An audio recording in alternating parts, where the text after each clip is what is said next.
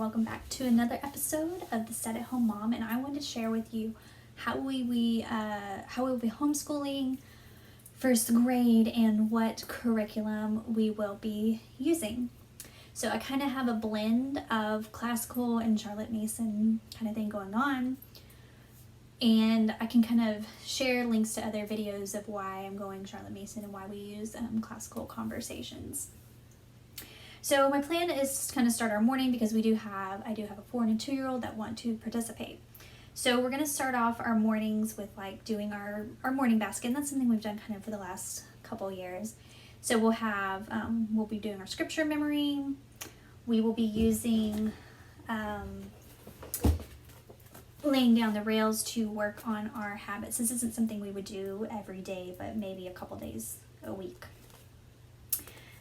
We'll be learning a hymn, and I have a book that's supposed to be a devotional that goes along with the hymns and kind of like the history of the hymns that I'm hoping to get soon. We'll be doing picture study, and we will be using Simply Charlotte Mason's enrichment studies, and it kind of goes through some of those things. So picture study we'll be doing like a certain artist, and I'll be following kind of what they're doing, and then as the year goes on, it'll be there'll be more that go with that, and then we'll also be doing music. It'll kind of rotate every other day, and then we will do our read alouds. So because Classical Conversation is doing American history this year, all of my read alouds for history are going to kind of go with American history. So like kind of just as the year goes on, so like we've got, learning about the Pilgrims. At one point we get to, Manifest Destiny's part of it. So we're going to do, Lewis and Clark. We're going to hit World War II. So I found, about a girl who was in a Japanese internment camp in California. Civil rights is addressed, and it's going to kind of end with 9/11. So that's just how we're going to kind of do that, a bit of American history. So we're just doing read alouds, and I let them think their own thoughts about what they read aloud on, like kind of, true or fictionalized, somewhat historical fiction stories. And then once a week we'll be doing our outside nature study. That will either be with our nature co-op or it'll be something we do outside. We're not sure if how that nature co-op's going to work this school year or not, if that'll work out best for our family. So it'll be kind of our morning time. And then we'll kind of do, probably a little break of outside time, playing. That's kind of why that nature study is kind of in there with that. Whatever they need a break in there in the morning. My goal is to do that from 9 to 10 in the morning. So then we'll move on to our individual studies, and I've kind of got for both girls kind of a thing, trying to go on and see how that's going to work. So with Simply Charlotte Mason, they have individual studies, and so for my 6-year-old, we'll be doing every day we will be doing math, and for math I'm doing math lessons for a living education.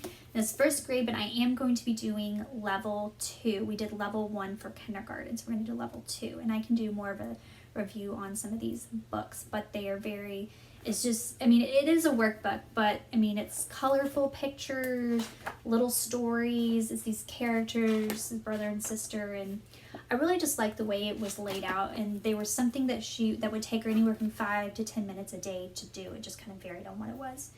Then we will do our daily phonics lesson in there, and I'll be using kind of the phonics stuff that I used back when I taught. And we'll do, it'll kind of be like, some of it will be a mix of phonics because she's already can read some. We'll also be using these books, these little pathway readers. This is what's recommended in Simply Charlotte Mason's curriculum, so that's what we'll be using for that. She'll be doing kind of every other day, she'll be doing a little copy work thing that'll take 5 minutes. That's basically your handwriting that you're doing. And we'll have some iPad time in there. And then we'll kind of have like a little bit of a science in PE. I didn't really do PE last year because kids that age don't really need PE because they can go out and just play and run around. But I think I'm going to try to make it a little bit more structured. I'm doing some days like where we're doing like a science thing, because for the 4-year-old we're doing My Father's World, and there's a lot of science built into that, but it's something that my 6-year-old can do as well. So it'll be kind of just doing some of that, and then doing some kind of structured PE type activity. I don't know what that's going to look like just yet. And then we're going to be doing Simply Charlotte Mason's. We're going to be doing this ancient history. So we are doing Read Aloud American History because that goes with classical conversations, but we're also going to be doing ancient Egypt in here. And so this is kind of where I kind of have my own thing going on. This is kind of including your geography, and it's supposed to be parts of Africa and parts of the Middle East, basically. And as they're learning about Egypt. So I plan on doing kind of like locating where is Egypt on the map and things like that, and doing a little bit of the geography that's recommended, but it's not going to make that geography my main focus.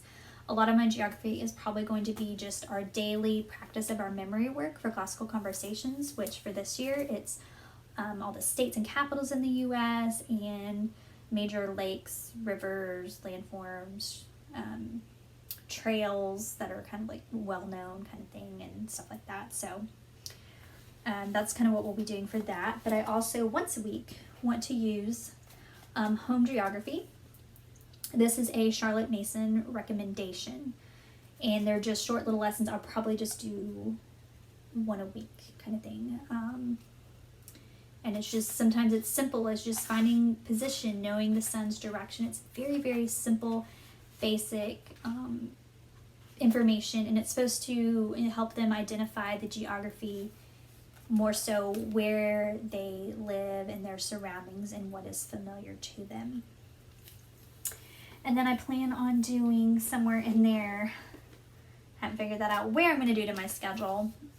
I guess somewhere, between copy work and whatever, is I will be doing all about spelling. We'll be doing level 1 for first grade. Since she already has some reading ability, I felt like she is ready to learn to spell. If I was just now starting her to read, I would not do spelling right now.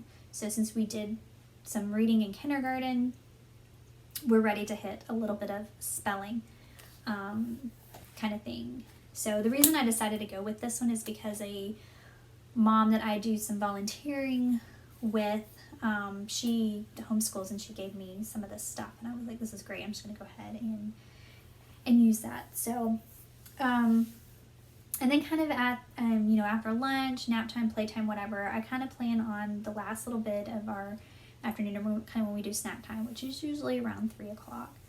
We'll do some catechism questions. My goal is to try to do some Spanish this year with them. I haven't ordered a Spanish curriculum yet because that's not quite in our budget, so we might just be watching Spanish videos for now. We'll be doing a recitation, which will probably be some kind of poem, most likely, that they will learn to recite. That's a Charlotte Mason thing.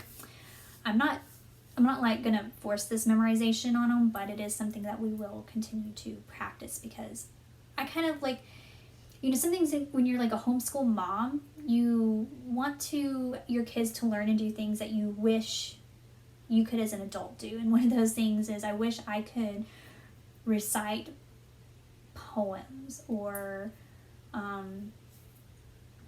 just beautiful lines from my favorite book or something like that. Like I just like, it's kind of romantic in a way when you watch old movies and they can recite a few lines from Shakespeare or something like that, Robert Frost, and that kind of stuff. And that's like, so it's kind of those things, like I know I'm projecting that on my child, but it is a Charlotte Mason thing, so I am following her method somewhat, and I think that's just something to maybe my kids will have a love for poetry that I really didn't like poetry. I wouldn't say it's my favorite thing even now, but as I've gotten into my 30s, I've had a little bit more of appreciation for poetry compared to when I just hated it in school, and probably because I was required to analyze it and think critically about this poem instead of just maybe listening to it and enjoying the way it sounds. So I think school just kind of ruined poetry for me, so I don't want to necessarily do that. And then maybe we'll throw in learning a folk song. That's a Charlotte Mason thing as well. We've kind of done a few little folk songs here and there, so we'll just kind of see how that part's going to work out. But our afternoon is kind of not the have to things, but the kind of, hey, I'd like to throw this into, Charlotte Mason talks about having the feast, giving them all this, food basically to nourish their bodies, but instead we're nourishing the mind and the soul. So this will be kind of basically a for sure 4-day-a-week schedule, since 1 day a week we will be meeting for classical conversations once a week. But of course that's only 24 weeks throughout the whole year. So there will be some weeks where we don't meet, and we'll have a 5-day-a-week schedule, and we'll have breaks in there and things like that. But we are going to be a little bit more consistent than we were in kindergarten. Kindergarten was very laid back. It was loose, hour and a half a day. Now we're going to try to hit it about 3 hours and make it a little bit more formal learning this year. Anyway, leave me a comment, hit the like button, and don't forget to subscribe.